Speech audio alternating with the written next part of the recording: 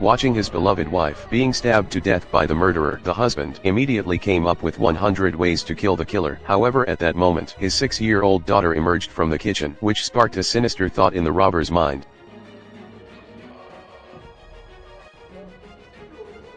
What began as a routine home invasion turned into a nightmare when the murderer targeted the daughter. As the 6-year-old girl let out a blood-curdling scream, Clyde could no longer contain his rage. He was determined to make the murderer pay the ultimate price. On the day of the trial, Clyde only hoped for a satisfactory outcome. However, the murderer who didn't kill his wife and daughter was sentenced to death with a 10-year reprieve, while the mastermind behind the rape and murder of his wife and daughter was only sentenced to 3 years. This moment made Clyde realize that the judge who had rigged the verdict might have been bribed by the mastermind. Thus he not only mocked the corrupt officials in court, but also declared to everyone present that his wife and daughter would not die in vain. More absurdly, as Clyde prepared to leave the courthouse, unexpectedly saw the prosecutor shaking hands with the mastermind who had killed his wife and daughter. Since the law couldn't bring him justice, he decided to take revenge the most primal way. Clyde then vanished completely from there and remained gone for 10 years. 10 years later, the mastermind, Darby, suddenly received a mysterious phone call. Strike 3 for you. At first, Darby didn't believe the mysterious caller's words, but when he saw the police cars outside the window, he suddenly realized the gravity of the situation. However, it was already too late. The police had surrounded Darby's residence. What Darby didn't expect was that the mysterious caller led him step by step out of the police cordon, as this was the only way to lure Darby into the pre-designed trap. When Darby saw that the police officer had been knocked out by the mysterious caller, he immediately grabbed the officer's service weapon, then used the gun butt to wake him up, threatening him to take him out of the city. But after escaping the police's capture, Darby had no intention of sparing the officer, as only a dead man could keep the secret. But the mysterious caller phoned at that moment, so Darby decided to answer and thank the caller. But he didn't expect, "You know why I'll never see my wife or little girl again?" It turned out that the police officer was the mysterious caller. When he took off his wig, Darby realized he was Clyde from 10 years ago.